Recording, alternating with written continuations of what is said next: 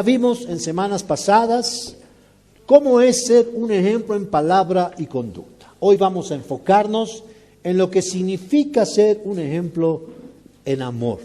Acompáñenme a leer 1 Timoteo 4 y vamos a leer desde el versículo 11 hasta el 16. Esto manda y enseña. No permitas que nadie menosprecie tu juventud. A ver, hermanos, ¿pueden levantar los que tienen Biblia? ¿Dónde están sus Biblias? Quiero verlas.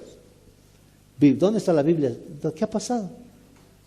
Gabo, Juanqui, ¿dónde están las Biblias? ¿Dónde está la Biblia, Franquito? Hermanos, los cristianos venimos a la iglesia con la Biblia.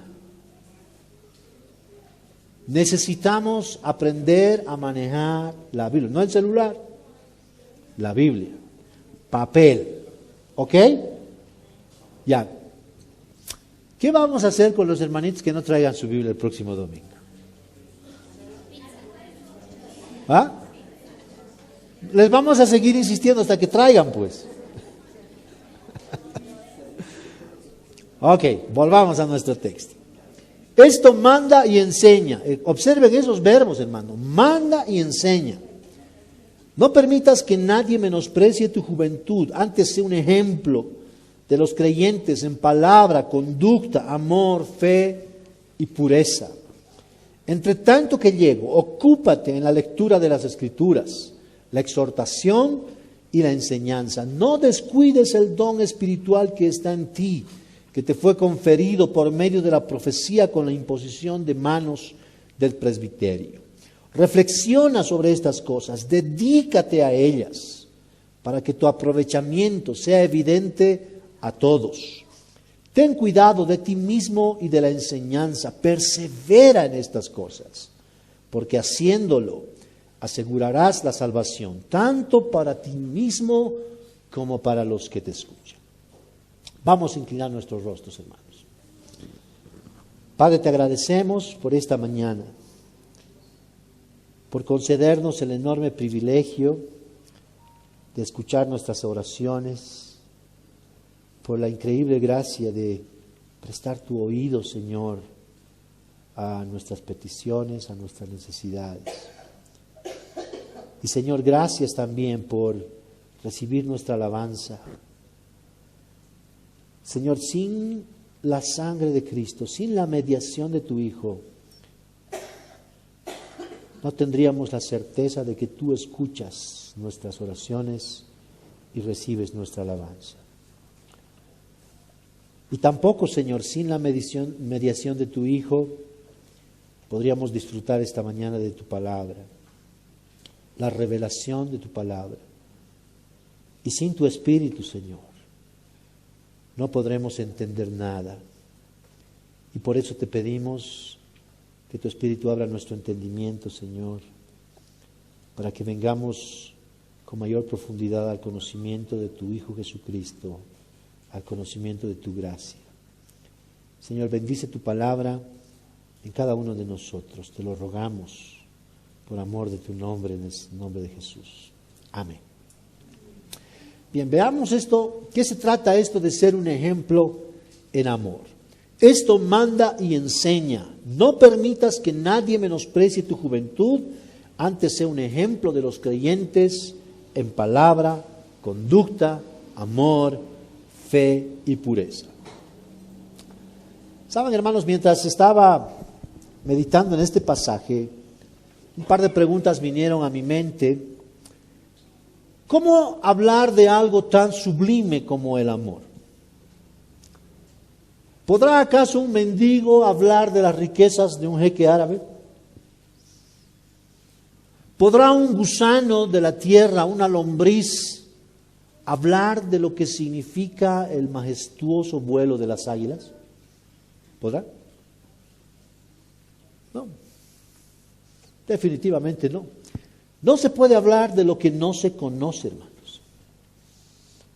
Obviamente esta idea me paralizó por un tiempo y realmente me sentí muy incompetente para predicar de este tema tan sublime, les confieso. Pero luego de estar meditando en el Evangelio, también me vino un pensamiento, y es que los cristianos no predicamos nuestras experiencias, hermanos, no predicamos de nosotros, dice Pablo en Corintios, predicamos a Cristo crucificado. Y hermanos, es el Evangelio que nos dice que los cristianos somos los únicos seres humanos en este planeta quienes podemos experimentar de verdad el amor del que está hablando la palabra de Dios. Nadie más. Los cristianos somos los únicos que podemos experimentar el verdadero amor. Ahora, es importante que notemos los verbos imperativos que hay en este texto. Observen lo que dice. Dice, esto manda. Pablo le está diciendo a Timoteo que mande. Esto es ejercer autoridad, ¿cierto? Y luego el mandamiento viene hacia Timoteo y le dice, Timoteo, tienes que ser un ejemplo. Entonces, hermanos, ¿para quiénes son estos mandamientos? Para los cristianos. Porque solamente los cristianos pueden llegar a obedecer estos mandamientos. Los que no tienen a Cristo no pueden hacerlo. Estos mandamientos son para los que han nacido de nuevo, para los que han renacido de la simiente incorruptible que es la palabra de Dios que vive y permanece para siempre. ¿Quién más podría obedecer este mandamiento? Solamente los cristianos. Solamente los que tienen una nueva naturaleza. Ahora, hermanos, necesitamos volver al principio una vez más. Rewind. Rebobinar todo lo que venimos diciendo. Hemos repetido muchas veces que la Biblia nos dice que en la fábrica de nuestras palabras, emociones y acciones es nuestro corazón. Y lo que vemos al principio es que nuestro corazón fue diseñado por nuestro Creador para ser el motor de pensamientos puros, emociones nobles y santas y acciones que le den gloria y honra a nuestro Creador que nos hizo a su imagen y semejanza. Pero ya sabemos lo que ocurrió con la entrada del pecado. Ese maravilloso propósito de Dios para nosotros se perdió, de tal manera que nuestros pensamientos, nuestras emociones y nuestra conducta no solamente ya no glorifican a nuestro Creador, sino que son la prueba fehaciente, la evidencia irrefutable de que en realidad nos hemos convertido en sus enemigos. En lugar de pensar como hijos de Dios, pensamos como hijos del diablo. En lugar de sentir como hijos de Dios, sentimos como hijos del diablo. Y en lugar de que nuestras acciones reflejen que somos hijos de Dios, en realidad nuestras acciones reflejan que somos hijos del diablo. Esa es la razón por la que el Hijo de Dios se hizo hombre, para rescatarnos de esa tenebrosa condición y oscuridad. Y esa es la razón, hermanos, por la que Dios promete cambiar nuestro corazón de piedra por uno de carne, con su ley escrito en él, porque con este corazón de piedra somos absolutamente insensibles a su palabra y a su espíritu. Nuestro corazón de piedra es rebelde, pero cuando Él pone ese corazón de carne en nosotros, ese corazón es dócil y obediente a sus mandamientos. Ese corazón es sensible a su espíritu. Ese es un corazón que ama la palabra de Dios. Ese es un corazón que no solamente ama la palabra de Dios, sino que ama a Dios por sobre todas las cosas y también a nuestro prójimo como a nosotros mismos. Ahora, hermanos, pensemos en que todos los males que la humanidad ha venido experimentando a lo largo de toda la historia se resumen simplemente en la carencia de amor en todas las relaciones, absolutamente en todas las relaciones. El amor es absolutamente sustancial para que pueda existir la paz, la justicia, la equidad, la felicidad, la prosperidad, la salud y en suma todo lo que el ser humano anhela en lo más profundo de su corazón, porque no hay ser humano que no desee eso, ¿se dieron cuenta? Los ateos, aun cuando nos dicen que no creen en Dios, tienen esa necesidad. Todos tenemos esa necesidad. Pero el problema es que no podemos encontrar eso que tanto necesitamos. No podemos conseguirlo. Y el mundo no consigue esto precisamente porque estamos viviendo en un mundo corrompido y destrozado por el pecado. Miren qué interesante es percatarnos del hecho que literalmente todos necesitan amor. ¿Se pusieron a pensar cuántas canciones hay dedicadas al amor? Enorme, incontables. Aún los rockeros más oscuros le cantan al amor. Y eso es una verdadera locura. Aún los artistas más infieles, depravados y adúlteros le cantan al amor. Aún los políticos más corruptos necesitan del amor. Hitler, con toda su maldad, que fue tan similar a la de Satanás, hermanos, él también necesitó amor. Esa es una necesidad que todos los seres humanos tienen. Los más terribles delincuentes dicen que son como son precisamente porque no tuvieron amor. ¿Se dieron cuenta de eso? Si tan solo hubiera tenido el amor de un padre, de una madre, de una familia. El ser humano fue hecho para necesitar y para dar amor. Eso es algo que aún la atrocidad del pecado no puede borrar en el corazón humano. Pero como no lo tiene, por supuesto, tiene que comenzar a experimentar todo tipo de tristezas, depresiones, ansiedades y también comenzar a tratar de suplir esa enorme e inextinguible necesidad de amor con todo tipo de sustitutos terrenales. Y ahí es donde la idolatría se hace presente. Y sabemos que la carencia de amor lo único que puede generar es odio. ¿Por qué mató Caín a su hermano Abel? Por falta de amor. ¿Por qué la humanidad está tan destrozada? Porque no hay amor. ¿Por qué todas las naciones en esta tierra están en pie de guerra? Porque no hay amor. ¿Por qué hay tantas familias destrozadas? ¿Por qué hay tantas personas desgarradas? Porque no hay amor. Todo el desastre reinante en este mundo solamente tiene que ver con la falta de ese ingrediente vital que es el amor. Y todos conocemos los efectos devastadores de la falta de amor. Así que, hermanos, el problema de la humanidad es verdaderamente mayúsculo. No tenemos amor y eso es lo que más anhelamos, lo que más necesitamos.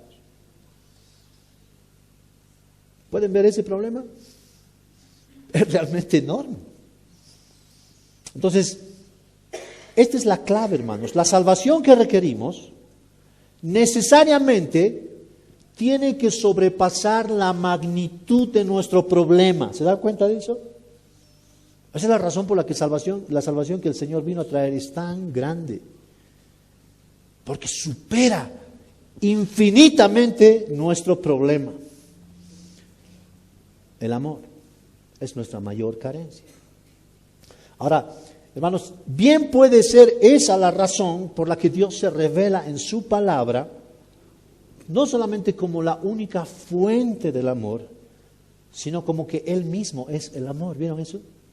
Dios es amor, dice el apóstol Juan en su primera epístola. Dios es la fuente del amor porque el amor es parte de su esencia y por lo tanto el amor solamente puede provenir de Dios y de nadie más. Él es la única fuente del amor.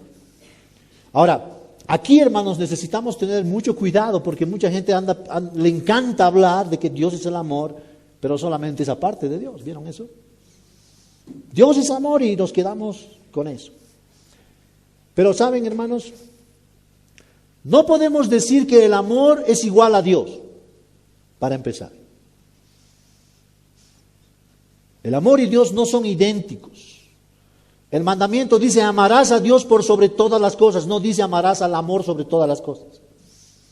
Dios y el amor no son iguales. El amor es uno de los atributos de Dios. Y Dios tiene muchos atributos, el amor solamente es uno de ellos. Entonces, si llegamos a la conclusión de que podemos amar o adorar el amor, seríamos totalmente idólatras. Que eso es lo que sucede en este mundo. Gente que ama el amor, pero no ama al Dios del que proviene el amor. Entonces, adorar a uno de los atributos de Dios, hermanos, es igual no es igual a adorar al Dios de los atributos. ¿Se dan cuenta de eso? Adorar este atributo de Dios no significa adorar al Dios de los atributos. Otra vez, el más grande mandamiento tiene que ver con amar a Dios, no amar al amor. Eso es muy claro, tiene que quedar muy claro para nosotros. Los atributos de Dios no son Dios, dice el escritor y pastor Tozer. De la misma manera que Dios es santo, pero la santidad no es Dios. De la misma manera que Dios es sabio, pero la sabiduría no es Dios. De la misma manera decimos que Dios es amor, pero el amor no es Dios. ¿Se dan cuenta de eso? Hay una diferencia, hermanos. Entonces, hablar de este tema del amor, la doctrina del amor de Dios, es sumamente difícil. Y Tozer sigue diciendo en uno de sus libros que tratar de entender el amor, hermanos, es absolutamente incomprensible. Es como tomar el océano en nuestros brazos y querer abrazar. Así de difíciles. Es como que quisiéramos abrazar la atmósfera, dice Tozer. ¿Quién puede eso? ¿Alguien puede? A un gordito ya nos es complicado abrazarlo, hermanos. Imagínense la atmósfera. No podemos, ¿verdad? Ahora, mucha gente, dije hace un rato, que cree en el Dios del amor, pero no cree en el Dios de la ira. Ese es un problema. Es un gravísimo peligro, porque Dios dice en su palabra, se revela con todos sus atributos, hermanos, no solamente con parte de ellos. Es verdad que Dios es amor, pero en su palabra Dios también dice que Él tiene ira, que es el otro atributo de Dios. Ahora, una cosa que es increíble es que el amor de Dios con la ira de Dios no tienen contradicción, hermanos. Para nosotros es muy difícil conciliar esas dos ideas. ¿Cómo pueden habitar esos dos atributos que aparentemente son tan contradictorios? Pero para Dios no hay contradicción entre el amor de Dios y la ira de Dios. Hay un balance perfecto en su divinidad, una perfección de tal modo que tanto el amor como la ira de Dios van de la mano y actúan de una manera que solamente Dios puede entenderla y nosotros no. Nosotros tenemos una mente extremadamente chiquitita, no podemos entender la grandeza de Dios. Nuestra mente es limitada, es finita y por lo tanto no podemos meter lo infinito a esto que es chiquitito. ¿Se dieron cuenta de eso? Es imposible. La Escritura dice que Dios es infinito. La mente del ser humano no es eterna, no es infinita. Ahora eso por supuesto nos muestra nuestra propia limitación. No podemos meter en nosotros lo que es infinito y eterno por naturaleza. Entonces en este sentido, hermanos, podemos decir que Dios es incognoscible, inconcebible, incalculable, inapreciable e inefable. No podemos. Y por eso Platón llamó a lo que él creía que era Dios, el uno inefable, el indescriptible. Platón no podía conocer a Dios y ningún ser humano puede conocer a Dios a menos que Él se revele.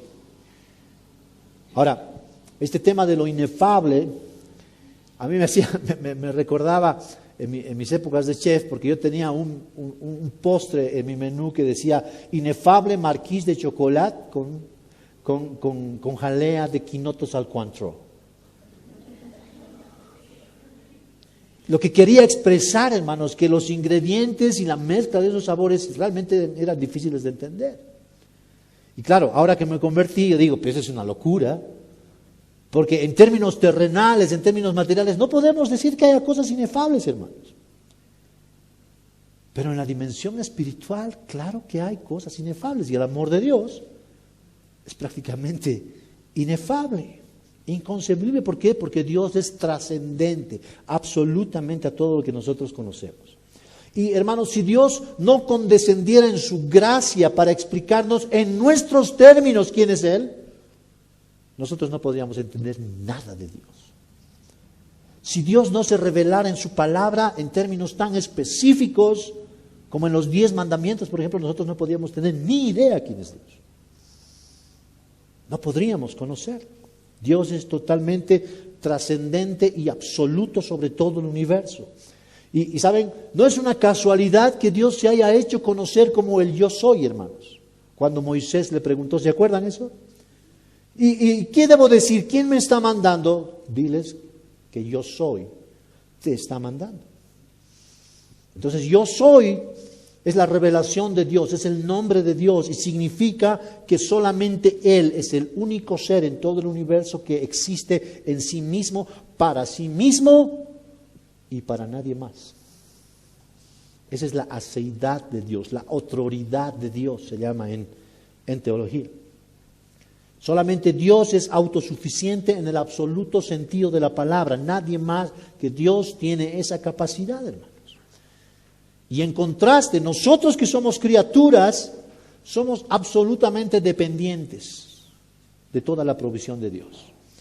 Dependemos del aire, del cielo, del sol, de la lluvia, de los alimentos, de la naturaleza. Somos dependientes absolutamente de todo. Pero Dios no. Dios no depende de nadie ni procede de nadie. Él es el alfa y la omega, el principio y el fin al mismo tiempo. ¿Quién puede entender eso? Nosotros lo creemos, se dan cuenta, pero entenderlo, eso es en una dimensión desconocida. Entonces Dios es trascendente e inefable. ¿Ok? Ahora, miren cómo es esto. Estamos diciendo que la gran necesidad del ser humano es la necesidad del amor, pero no lo tiene. ¿Por qué? ¿Por qué no tiene la humanidad el amor que tanto busca? ¿Saben por qué? Porque ha abandonado al Dios del amor. Entonces, fíjense esto, hermanos. ¿Podrá la humanidad encontrar el amor habiendo abandonado a Dios? Por supuesto que no. Esa es una locura. Es como buscar calor en la Antártida, hermanos. O es encontrar cubitos de hielo en el centro mismo del Sol. No se puede, es imposible. Ahora miren la locura de la humanidad. Está buscando agua en Marte, pero no está buscando al Dios que es el creador de Marte y del agua. ¿Ven la insanidad? Es una locura. Ahora la Escritura nos dice muy claramente que uno de los efectos del pecado es huir y escondernos de Dios. Entonces, ¿cómo podemos encontrar al amor y al mismo tiempo alejarnos de la única fuente que es el amor? Eso es imposible. Entonces, fíjense que esta es la explicación más simple y clara para entender el estado de este mundo. La locura del ser humano es que quieren amor, pero no quieren a Dios. Y, por tanto, no pueden encontrarlo. Ahora, para seguir hablando del amor de Dios, hermanos, necesitamos detenernos un poquito en cómo la Escritura define el amor. ¿Ok? ¿Cómo presenta el amor la palabra de Dios? Porque no vaya a ser que nuestro concepto del amor siga empapado de la cultura en la que vivimos. Ese siempre es un riesgo, ¿cierto? Tremendo riesgo. Así que vamos a hacer un test. ¿Quiénes han visto la película Titanic? Tremenda historia de amor, ¿no? ¿O no? No, hermanos, se han aplazado. Esa es la historia del amor, de la lujuria y de la fornicación, pero no es una historia de amor. ¿Sí? Así es. Entonces, ¿pueden ver cómo la cultura influye en nuestra mente, hermanos? Totalmente. Y la palabra de Dios es lo único que tenemos para limpiar todas esas ideas que no honran a Dios. ¿Ok? Miren, la idea hippie, por ejemplo, de que hacer el amor es tener sexo, ha impactado tanto nuestra cultura, hermanos, que todos andamos pensando en la misma dirección. Qué tristeza es esa. Aún los cristianos acaban de confesarlo por sus propias bocas.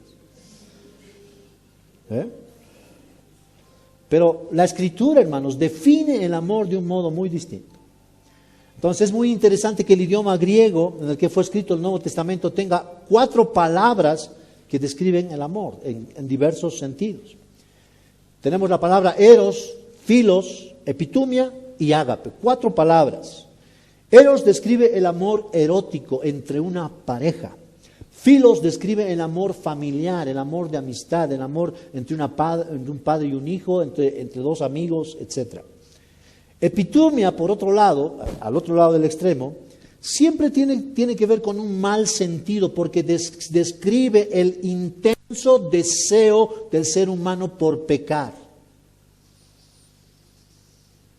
Amar el pecado, eso describe epitumia. Esa es la concupiscencia típica de la naturaleza humana, la lascivia, la codicia, la atracción por el pecado. Y finalmente está la palabra ágape, que describe el amor de la más alta pureza, refleja el amor sacrificial, aun cuando el objeto en el que se deposita el amor no se lo merezca en absoluto. Entonces ese es un amor que describe solamente la capacidad de una sola persona de dar ese tipo de amor. ¿Y saben quién es? Dios. Solamente Dios. Este amor se basa en el carácter de Dios, dado al ser humano, destituido de su gloria. Es un acto soberano de Dios que decide amar pese a la falta de atractivo y belleza en el objeto de ese amor. Eso es algo increíble. Es decir, nosotros somos ese objeto de ese amor. Y Dios no nos ama porque seamos lindos, porque seamos buenos, sino exactamente todo lo contrario. Somos inmundos ante su presencia. Ahora, quiero usar 2 textos de la Biblia para ilustrar esto que les estoy diciendo. Uno en el Antiguo Testamento y otro en el Nuevo. Solamente como ejemplo, hermanos. En el Antiguo Testamento, Dios le dice a Israel en Deuteronomio 7:7: el Señor no puso su amor en vosotros, ni os escogió por ser vosotros el más numeroso de los pueblos, porque en realidad ustedes eran el más pequeño y el más insignificante de todos los pueblos, le dice Israel. No es porque ustedes son lindos que los amo, les dice Dios a Israel. ¡Wow! No hay nada de qué jactarse, ¿se dan cuenta, hermanos? ¿Qué dice el Nuevo Testamento? Romanos 5:6. Dice el apóstol Pablo, inspirado por el Espíritu Santo: porque mientras aún éramos débiles, a su tiempo Cristo murió. ¿Por quiénes? Por los impíos. Y que Dios demuestra su amor para con nosotros en que aún siendo pecadores abominables, Cristo murió por nosotros. Entonces, hermanos, vean que esto nos permite ver con mucha claridad que el amor de Dios es un acto de su soberanía que no depende de un sentimiento ni de ningún mérito del recipiente. De hecho, el concepto del amor ágape nos demuestra que Dios nos ama pese a nosotros, pese a lo que somos, pese a nuestra fealdad e inmundicia.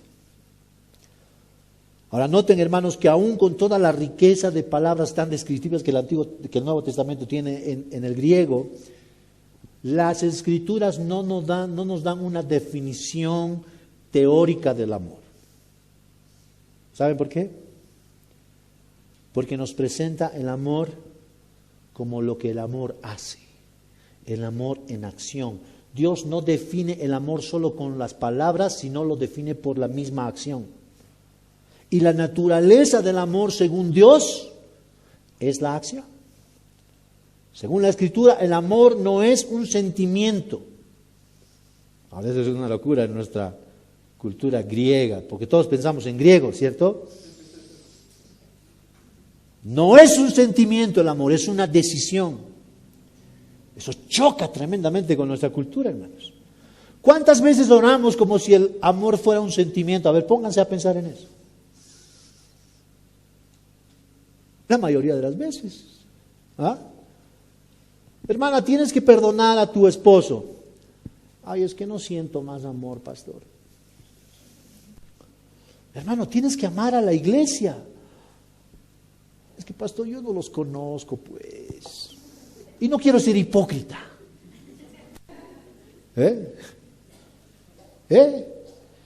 La clásica, el diablo está ahí, soplando a sus oídos esos argumentos.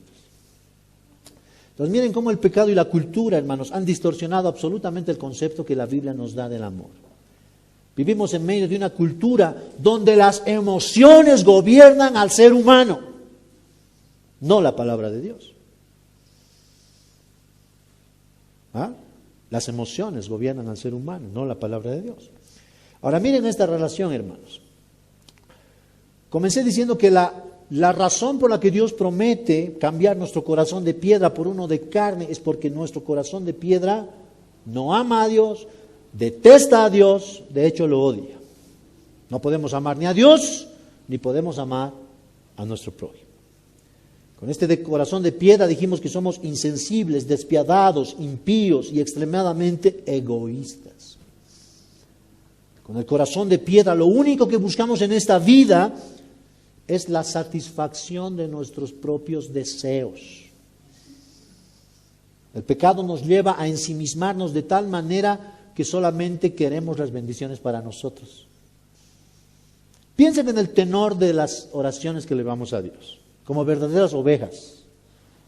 Señor, dame, bendecime, cuídame, protégeme, todo el tiempo, yo.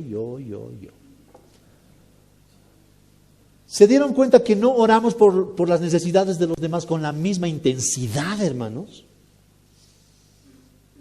¿Por qué creen que es eso? Por nuestra naturaleza pecaminosa. El ego es el rey. ¿Se dan cuenta? No, nadie más que nosotros. Qué difícil es enfocarnos en las necesidades de los demás. ¿Ah? El pecado hace que vivamos atrapados en nosotros mismos. Hermanos, cuán fácilmente le pedimos a Dios que bendiga nuestros planes, nuestros proyectos. Queremos construir nuestro reino bajo nuestros términos y no queremos construir el reino de Dios bajo sus términos. Nuestra prioridad está en nuestra agenda y no en la agenda de Dios. Y todos nosotros somos expertos escapistas a las prioridades y necesidades del reino de Dios. Y aun cuando sabemos en la teoría que esta vida se trata de Dios y no se trata de nosotros, vivimos en función a nuestros intereses y no de los intereses de Dios. ¿Y saben qué? Esa es la razón por la que el falso evangelio de la prosperidad tiene tanto éxito en nuestros días. La gente está ávida de cosas terrenales con las que trata de llenar su vida. Ellos están en el centro, pidiendo y pidiendo y pidiendo, demandando y demandando. Proclámalo, recíbelo, confiésalo. Dios es el mesero. Ahora, todos podemos justificar nuestra impiedad y ponerle un lindo barniz piadoso a nuestra apatía y a nuestro desinterés, a nuestro individualismo recalcitrante. Hermanos, una cosa que debemos admitir en este tiempo los cristianos es que el egoísmo se ha instalado de tal manera en la iglesia que la apatía y la indiferencia son tan, pero tan normales. ¿Saben qué? Yo estuve pensando, ¿cuál es la mejor vacuna contra el evangelio? Para que la gente no quiera saber nada del evangelio ni de Dios. Y claro, podemos tener ideas y podemos decir, el evangelio de la prosperidad es una buena vacuna. Pero no. No es así. Podemos pensar que el ateísmo, la idolatría, el panteísmo, el agnosticismo, todas esas cosas son una vacuna para el evangelio. Pero no es así, hermano. ¿Saben qué? La mejor vacuna para que la gente no quiera saber nada del evangelio es la sensualidad egoísta que se manifiesta en la misma iglesia. En la misma iglesia. ¿Por qué nos pasa eso? Bueno, una de las razones es porque nuestro concepto del amor es mundano. Pensamos que el amor es un sentimiento, no una decisión.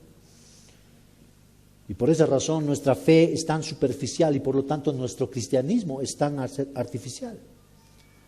El escaso impacto de la iglesia evangélica tiene en una sociedad tan pagana como la nuestra, hermanos, es porque vivimos tan centrados en nosotros mismos como los mismos paganos. No hay diferencia. No hay diferencia. ¿Sabe? Estuve reunido este jueves con un pastor que me visitó de Colombia. Y él me comentó una cosa sumamente interesante. Dice, él hizo un estudio. Las iglesias en Latinoamérica se caracterizan por ser 80-20. 80-20. ¿Qué es eso? Le dije. Del 100% de los cristianos que asisten regularmente a una iglesia, solamente el 20% son los que reman y cargan por el 100%. El 80% está en el ministerio de calefacción. Entonces yo me puse a contar en mi iglesia cuántos son. ¡Wow! Esto es revelación de Dios, dije. ¿Sí? No pasamos del 20% los comprometidos en esta iglesia. Impresionante. Wow. Ahora la pregunta es, ¿este 80% de asistentes en las iglesias son cristianos?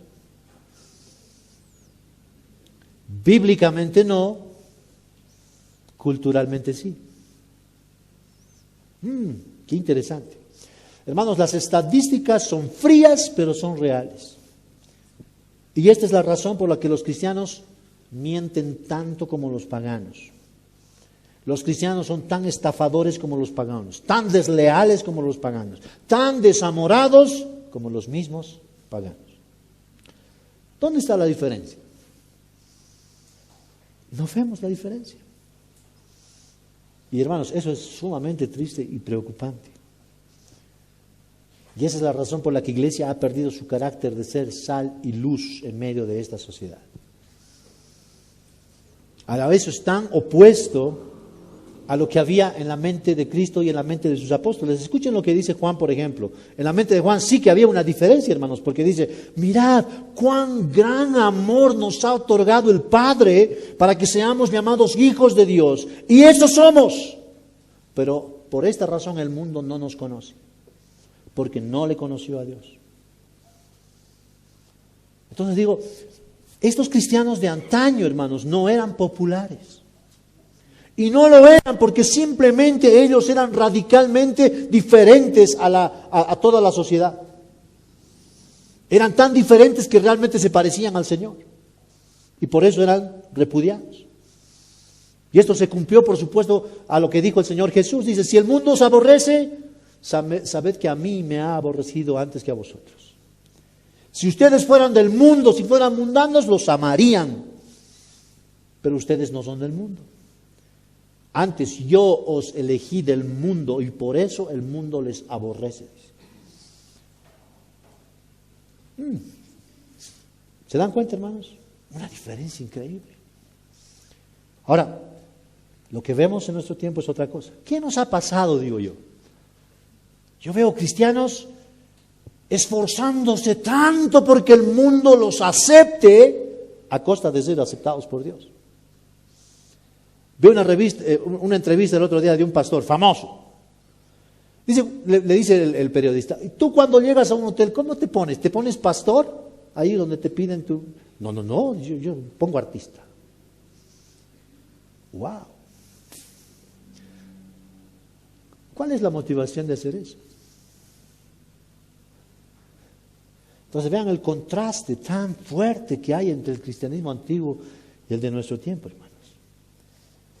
Y veamos que la demanda del Evangelio es tan alta, pero tan alta, que la respuesta a esta demanda debe ser congruente con la manera en que Dios mismo nos da su amor. Dice, es la tesis del apóstol Pablo en su primera epístola, del apóstol Juan, perdón. Dice él, el que dice yo he llegado a conocerle, escuchen esto, hermanos, el que dice yo he llegado a conocerle y no obedece sus mandamientos, el tal es un mentiroso y la verdad no está en él. Pero el que guarda su palabra, el que obedece su palabra, en él verdaderamente el amor de Dios se ha perfeccionado. En esto conocemos que estamos en él. El que dice que permanece en él debe andar como él anduvo.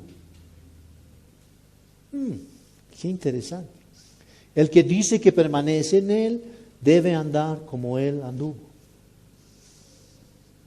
Ahora, hermanos, ¿acaso cuando Pablo nos está diciendo que los cristianos debemos ser un ejemplo en palabra, en conducta, en amor, en fe, en pureza y en la ocupación, no es exactamente andar como el Señor anduvo? Hermanos, noten que el sentido es exactamente el mismo. Fíjense que nuestra profesión de fe se limita a nuestra imitación de Cristo, hermanos. ¿Se dan cuenta de eso? Nuestra profesión de fe se limita a nuestra imitación de Cristo.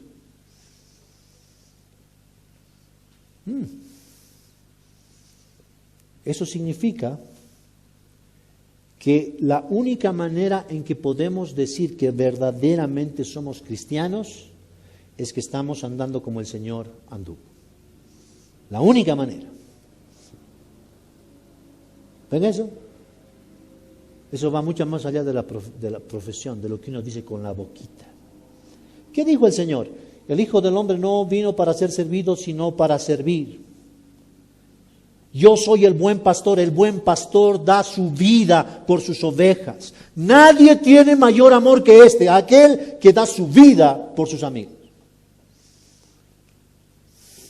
Wow, hermanos. Qué tremendo. Ahora, qué impresionante es ver que el mismo Jesús, siendo el mismo Hijo de Dios, el Dios creador, el Dios infinito, el Dios soberano, el Dios todopoderoso, cuando Él se hizo hombre, Él no estaba enfocado en que la gente lo viniera a servir. Él estaba enfocado en darse, en servir, en amar a los demás. Ahora, ¿saben qué es una cosa maravillosa, hermanos, del poder del Evangelio? Es que leemos que en el libro de los Hechos, como en las epístolas, todos esos testimonios demuestran que los discípulos del Señor aprendieron esa enseñanza y la hicieron suya, la vivieron. Realmente ellos experimentaron eso. Escuchen lo que el apóstol Juan dice, el amor de Dios. Dice Juan que es el propulsor del amor cristiano. En esto conocemos el amor, en que Él puso su vida por nosotros.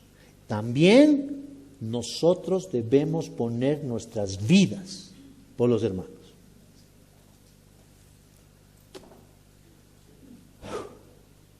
¿Qué hacemos con eso?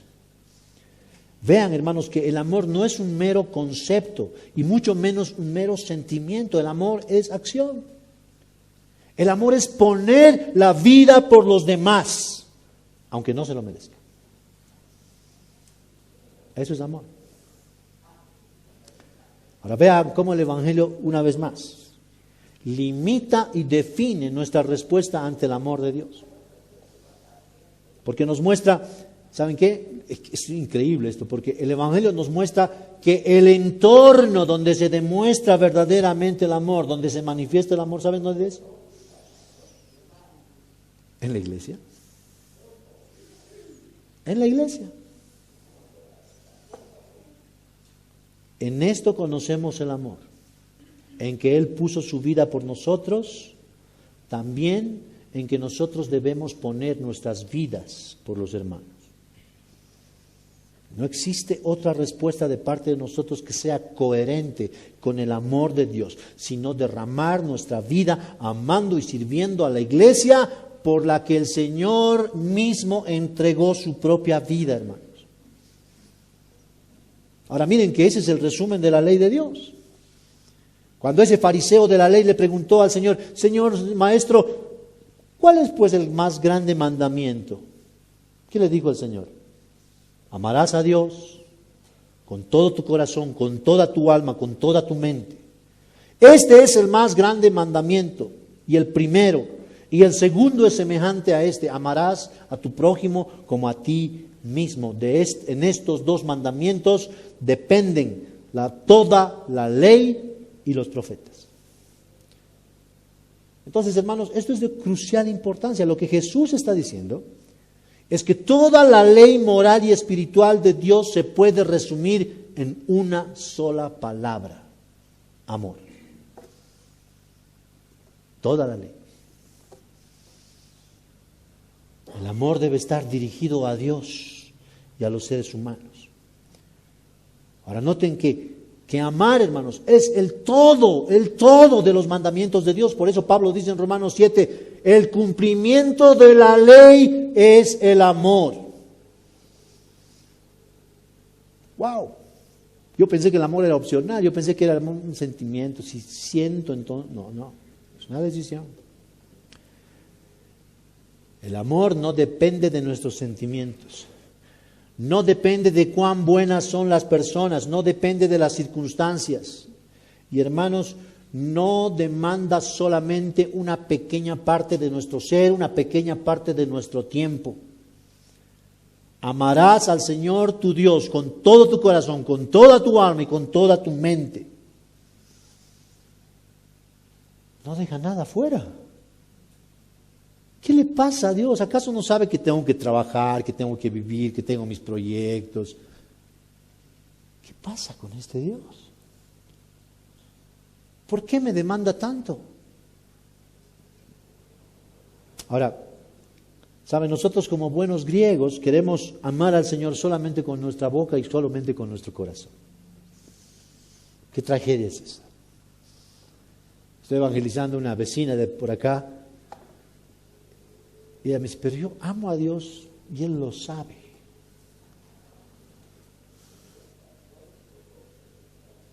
Nunca lee la Biblia. No sabe ni cómo se llama Dios. No sabe cuáles son los mandamientos. Pero dice que ama a Dios. Ahora, ¿saben qué? Eso uno puede decir ya, es una pagana, está en tinieblas. Ok, aceptable, ¿cierto? Pero hermanos, yo escucho los mismos argumentos dentro de la iglesia. ¿Y qué tragedia es esa? Es que Dios es amor y Dios me ama, Dios me entiende, Él sabe perfectamente que tengo una intención increíble, pero sabe que Dios me entiende. Él es amor. Pero hermanos, ese es un problema tan grave porque lo que tiene detrás de eso es un engaño que viene del mismo infierno. Viene del mismo infierno. Entonces, una cosa es decir con la boca que amamos a Dios y otra cosa es que la doctrina que estamos aprendiendo en el Evangelio afecte todas las áreas de nuestra vida. Porque si la doctrina que aprendemos, el Evangelio que decimos que creemos, no afecta a cada área de nuestra vida, hermanos, hay un problema muy, pero muy serio. Es totalmente incongruente. Ahora, ¿cómo sabemos que eso es verdad? ¿Cómo podemos decir, no, yo soy realmente cristiano? Miren lo que dice Pablo. Cuando el Evangelio impacta nuestra mente, inmediatamente eso llena nuestro corazón. El otro día en la escuela bíblica les decía a los hermanos, el mayor desafío de los cristianos se llama el desafío de los 30 centímetros. ¿Cómo es eso? 30 centímetros de la mente al corazón. Ese recorrido, hermanos, es un milagro. Muchos podemos saber con la cabeza, podemos saber intelectualmente los mandamientos de Dios, pero aquí no hay nada. Ahora miren esto.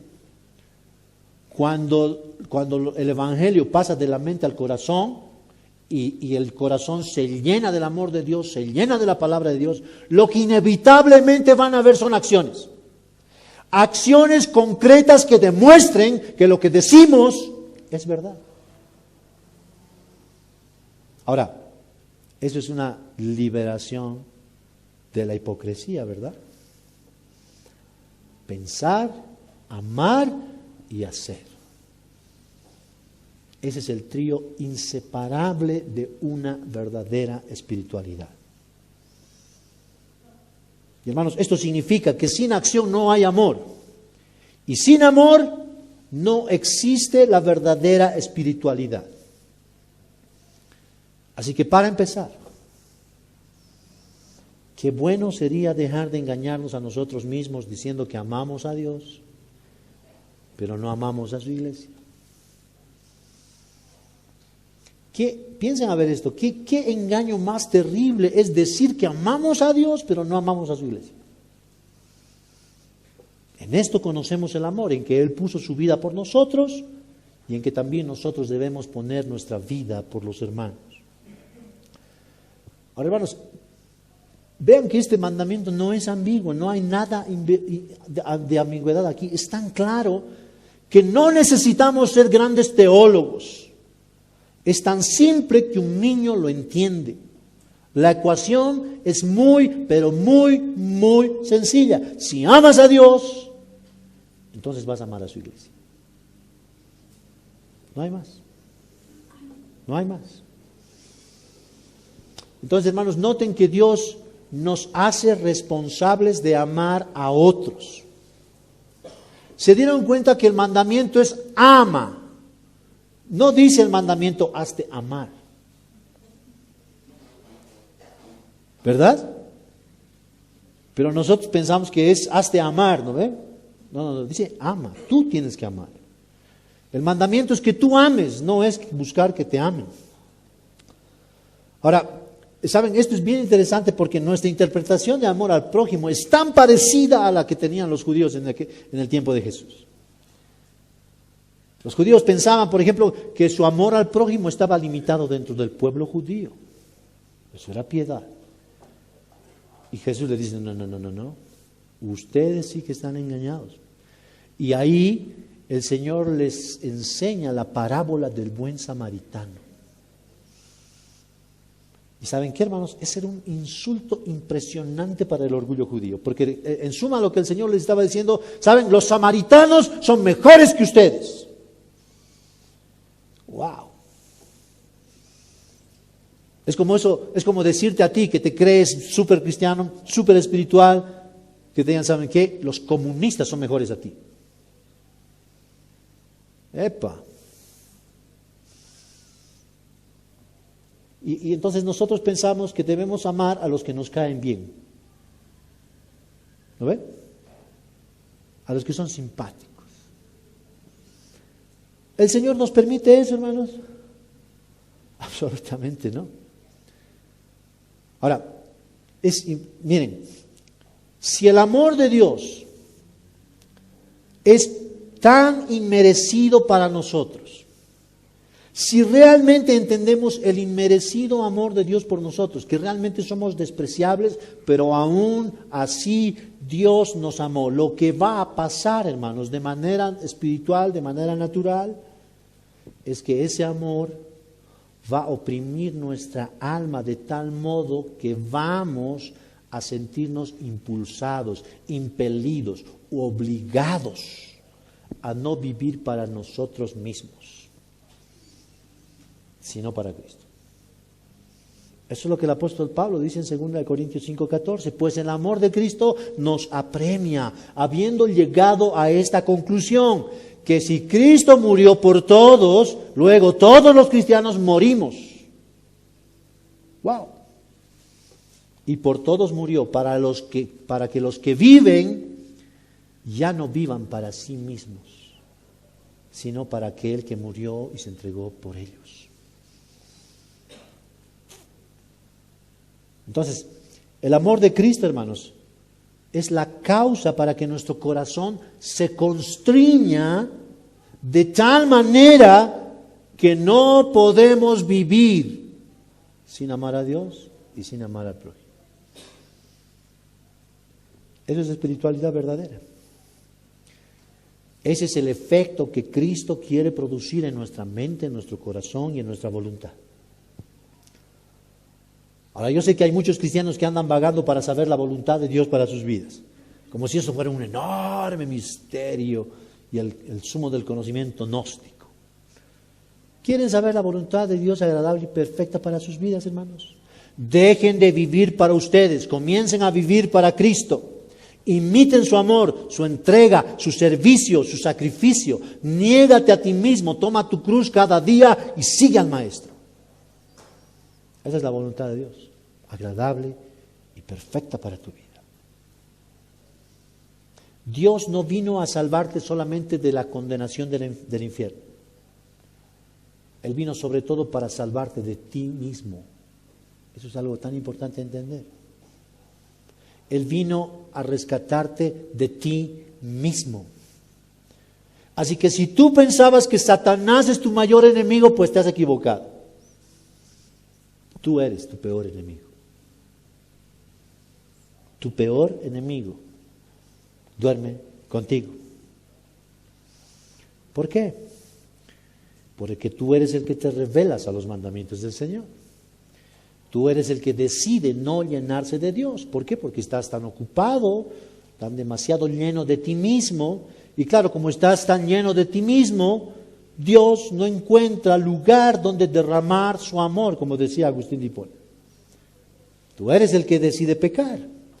Tú eres el que decide ser egoísta y estás tan lleno de ti que no hay lugar ni para Dios ni para los demás. No hay lugar. Tú decides no amar.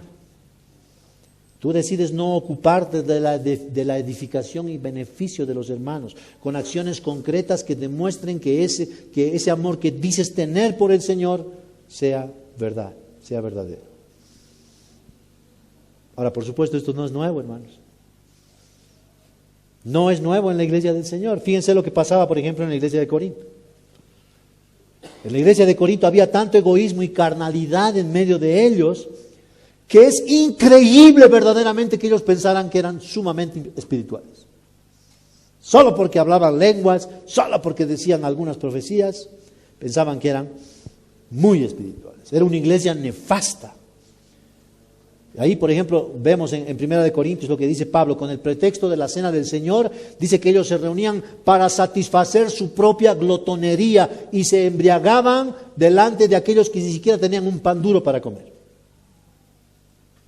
¡Wow! Y Pablo les está diciendo, oigan, ¿por qué menosprecian así a la iglesia del Señor y avergüenzan a los que no tienen nada? Entonces, fíjense qué triste que en la familia de Dios haya menosprecio, abuso y desinterés por los hermanos. Qué triste es que el egoísmo reine en el lugar donde debe reinar la abnegación, la generosidad, el amor, el servicio. Qué triste es eso. Ahora, esa iglesia nefasta que el Espíritu Santo le inspira al apóstol Pablo a escribir el himno más maravilloso del amor que se haya escrito jamás. 1 Corintios 3. Dice Pablo, si yo hablara en lenguas humanas y angélicas, pero no tengo amor, entonces simplemente soy como un metal que resuena y resuena y resuena. Si yo tuviera el don de la profecía y entendiera todos los misterios y tendría todo el conocimiento, y si tuviera una fe con la capacidad de mover montañas y no tengo amor, nada soy. Nada soy. Si yo le diera de comer a todos los pobres, si entregara todos mis bienes terrenales por ellos, si entregara aún mi cuerpo para ser quemado, pero no tengo amor, nada soy. Nada soy. De nada me aprovecha. Alguna cosa que quiero aclarar entre paréntesis, hermanos, es que este himno al amor que está en 1 Corintios 13, por si acaso, no es para parejas. Supe que hay algunos que han declarado su amor así a su novia. Esto no, hermanos. Este himno al amor es una composición del Espíritu Santo para decir que este es el amor que se siente en la iglesia, no en la pareja. ¡Wow! Esa es la verdadera espiritualidad cristiana. Hermanos, la verdadera espiritualidad cristiana, tengan cuidado con lo que van a entender, ¿ok? No se mide por cuánto lees tu Biblia, por cuánto has aprendido la doctrina, por cuánto sabes de teología. La verdadera espiritualidad no se mide por el caudal de conocimiento que has adquirido, sino por cuánto imitas a Cristo, amando a los demás, sirviendo a los demás, ocupándote de sus necesidades. Esa es la verdadera espiritualidad. Lo que vives de la Biblia. Porque puedes tener todo el conocimiento bíblico, pero si no tienes amor, solamente eres como una lata que suena y resuena. Puedes decir aún que eres profeta y que entiendes todos los misterios de Dios, pero si no tienes amor, eres como una lata. Y puedes dar grandes ofrendas y diezmos, puedes repartir todo a los pobres, pero si no tienes amor, no te sirve de nada. El amor es paciente, es bondadoso, el amor no tiene envidia, el amor no es jactancioso, no es arrogante, no se porta indecorosamente, no busca lo suyo, no se irrita, no toma en cuenta el mal recibido, no se regocija en la injusticia, sino que se alegra con la verdad. Todo lo sufre, todo lo cree, todo lo espera, todo lo soporta. El amor nunca deja de ser. Hay dones de profecía que se van a acabar. Hay lenguas que se van a acabar, hay el conocimiento que se va a acabar, pero el amor nunca se va a acabar.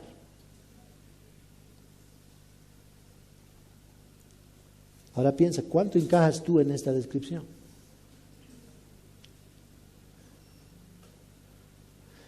Hermanos, noten que el amor verdadero nos mantiene ocupados en los demás, no en nosotros mismos. Es más, lo contrario a la verdadera espiritualidad y la prueba fehaciente de que una persona es absolutamente carnal es que solamente piensa en sí misma y en cómo beneficiarse de lo que los demás le pueden dar. Eso es carnal, no es espiritual. Absolutamente carnal. Entonces lo que quiero que vean es esta enorme necesidad que tenemos de un verdadero milagro. Solamente un milagro producido por el Espíritu de Dios puede ayudarnos a dejar de enfocarnos en nosotros mismos. Y hermanos, de veras necesitamos un verdadero milagro. Un milagro de transformación radical, obra del Espíritu Santo. Eso necesitamos. A ver, pensemos en esto. ¿Qué pasaría si tuviéramos una iglesia para orugas? Con una Biblia para orugas. Con mandamientos que le digan a las orugas, oye oruga, no te puedes arrastrar. No puedes comer ovejas, oruga. Deja de quemar todo a tu paso. Wow, qué interesante, ¿no? ¿Podrían las orugas obedecer ese mandamiento? ¿Podrían? ¿Verdad que no? Es una locura. Ahora, una cosa que es curiosa y está científicamente comprobado es que la oruga parece ser el bicho más egoísta que existe en todo el reino animal.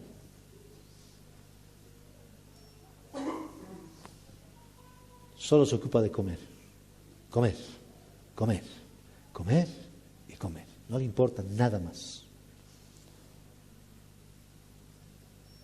La oruga en 21 días, hermanos, crece 27 veces más en su tamaño, porque está dedicada a comer. A comer y a comer. Ahora, me maravilla la creación de Dios y cómo tiene Dios mensajes en todas las cosas. Saben, después de estos 21 días, dicen los biólogos que la oruga empieza a odiarse a sí misma. Y empieza a vomitar todo lo que comió. Y con ese vómito empieza armando un capullo que en realidad es su propia sepultura. Entonces empieza a experimentar tal transformación que hay una nueva criatura saliendo de ese capullo y es una mariposa. ¿Qué se llama eso? Metamorfosis. Metamorfosis. La oruga era un gusano y ahora es una bella mariposa. Eso es metamorfosis. Ella cambia su manera de ser, cambia su manera de vivir, ya no se arrastra más, ahora vuela, ya no destruye las plantas, ahora poliniza. La oruga es una realidad, pero la mariposa es otra realidad. Entonces, cuando tú le dices a la mariposa, no te arrastres, la mariposa obedece. Cuando le dices a la mariposa, deja de comer hojas, la mariposa deja de comer, no come hojas. Éramos como gusanos, pero ahora somos como bellas mariposas polinizando a los demás con el Evangelio. Ahora queremos evangelizar, queremos discipular. Ahora invertimos nuestra vida y nuestros recursos en alcanzar a los perdidos. Nuestra prioridad ha cambiado, nuestro propósito de vida ha cambiado, porque nuestra naturaleza ha cambiado.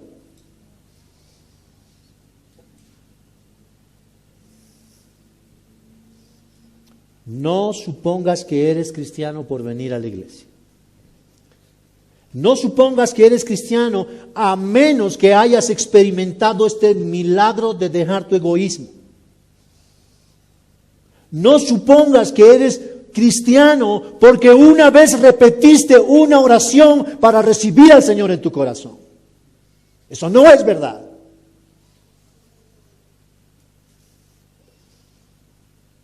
No supongas que eres cristiano si tu yo no está crucificado en la cruz juntamente con Cristo. No digas que eres cristiano, porque vas a avergonzar el Evangelio, vas a ser un vituperio para Cristo. Miren lo que decía Pablo: con Cristo estoy juntamente crucificado y mi yo ya no vive. Y lo que vivo en la fe, lo vivo ahora en la fe del Hijo de Dios, el cual me amó y se entregó a sí mismo por mí. ¿Cuál fue la respuesta de Pablo a ese amor de Dios? Se entregó a sí mismo, derramó su vida predicando el Evangelio. Él no se pudo guardar el amor de Dios para él. Y hermanos, lo que vemos en sus compañeros de ministerio es exactamente lo mismo. Timoteo, Tito, Bernabé, Silas, Apolos, Aristarco, Jasón, Lidia, Filemón, Febe, Tercio, Pérsida, Crispo, Gayo, Trifena, Trifosa, la casa de Estefanas, Junías, Andrónico, Priscila y Aquila, entre muchos otros. Todos impactados y transformados por el poder del Evangelio del Cristo crucificado.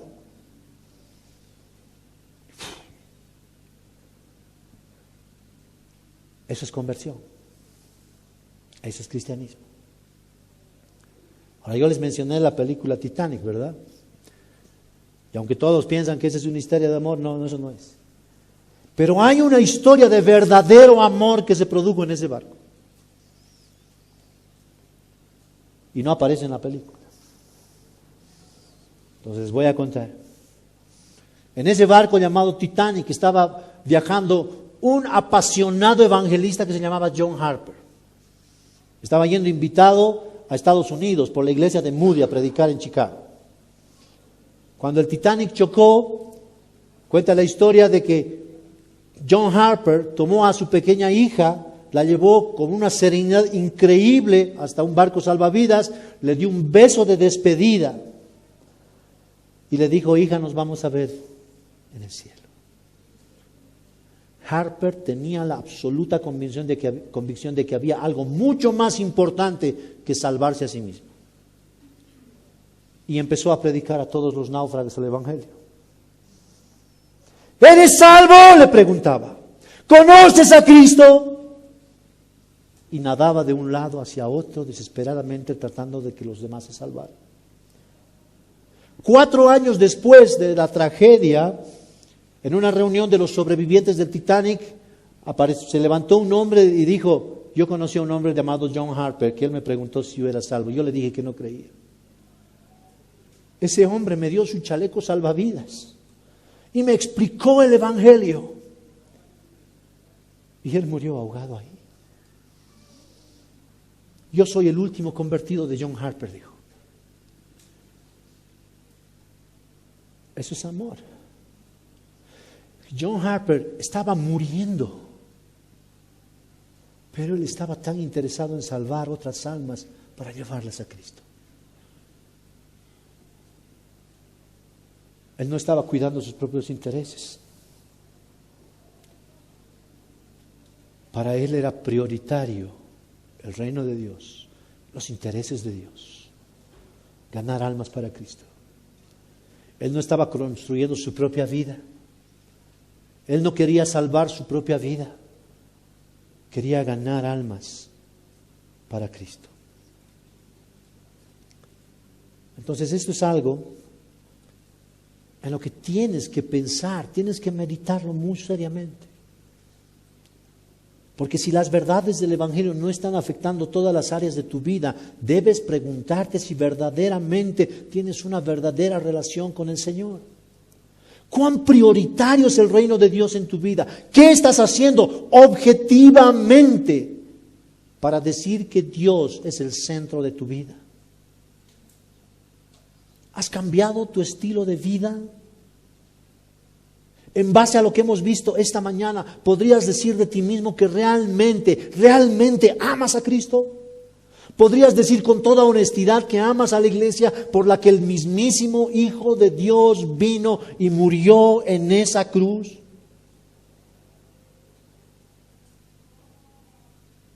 Recuerda que el Señor vino a hacer discípulos. Él no vino a generar simpatizantes. De hecho, lo que vemos en los evangelios es que Jesús descartaba a los simpatizantes. Él sabía que todo aquel que se acercara a Él sin un deseo genuino de tener una relación con Él, Él los espantaba. Y eso es algo que muchos ignoran. ¿Se acuerdan lo que le dijo al joven rico? ¿Qué le dijo al joven rico? Oh, maestro, maestro, vino con sus elogios de boca. Deja todo lo que tienes y sígueme, dalo a los pobres. Y él dijo, no, ni loco, yo no dejo lo mío por ti. Y se fue. Y se fue. Jesús le ponía filtros a las personas, hermanos. Jesús les hacía ver a las personas cuán carísimo cuesta seguirles. Muchas enseñanzas del Señor, entre ellas las parábolas, muestran muy claramente que ser un discípulo de Cristo tiene un altísimo costo. La salvación es gratuita, pero te va a costar la vida. Eso es evangelio. Y hermanos, vemos que las palabras de Jesús eran tan duras que Juan en el capítulo 6 nos muestra que multitudes se alejaban de él porque su palabra era muy dura. En ese contexto Jesús les pregunta a sus discípulos, ¿queréis iros vosotros también? Él no está interesado en simpatizantes. Cristo vino a redimir egoístas para volverlos sus discípulos. El Señor hace miembros de su cuerpo, no meros accesorios internos. Él no tiene collares, no tiene anillos, no. Él tiene miembros en su cuerpo. Miembros útiles, sirviendo a los demás miembros, para que los demás miembros sean beneficiados con el diseño que Dios ha hecho para ese miembro. Hermanos, el Señor demanda entrega absoluta, no un compromiso a medias. Cuando el Espíritu Santo convence de pecado a un ser humano, también lo convierte en instrumento útil para su gloria, de su gracia, un instrumento de su gracia. El Espíritu Señor convierte ególatras en adoradores, convierte seres egoístas y ensimismados en siervos fieles, sacrificados y ocupados en ser útiles a los demás. Y necesitamos experimentar ese cambio radical.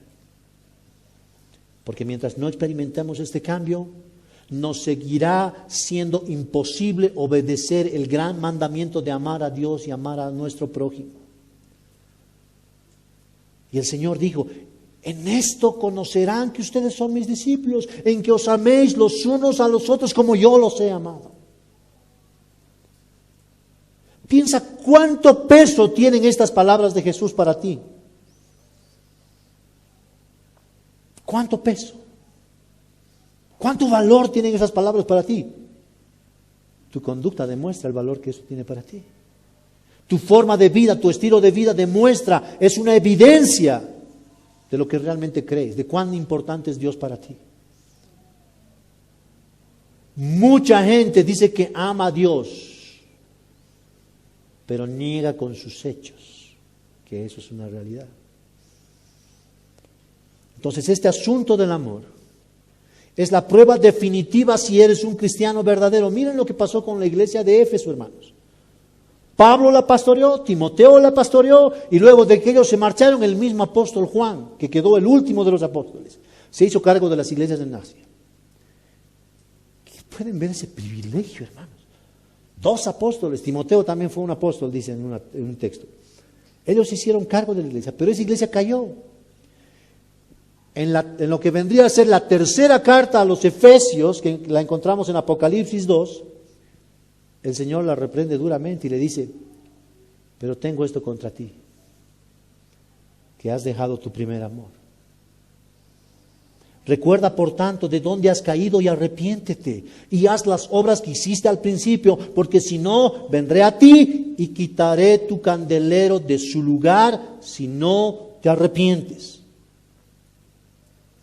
Si no vuelves a tu primer amor, vendré a ti y quitaré tu candelero de su lugar. Y hermanos, quiero decirles que el Señor cumplió con esta advertencia.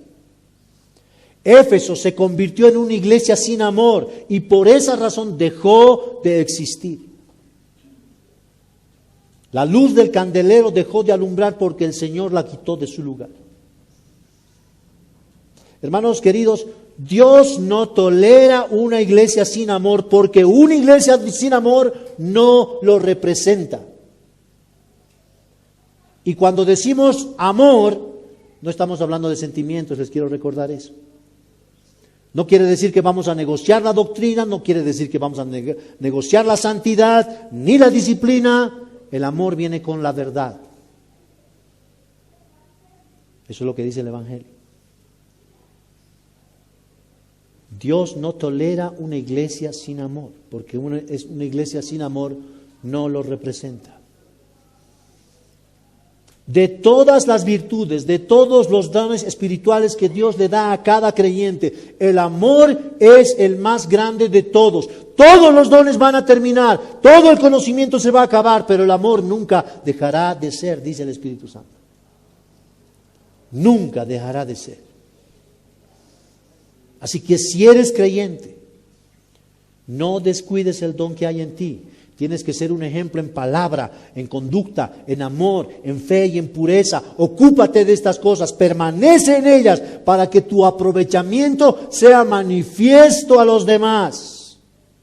Ten cuidado de ti mismo y de la doctrina, persiste en ello, porque haciendo esto no solamente te salvarás a ti mismo, sino a los que te escuchan.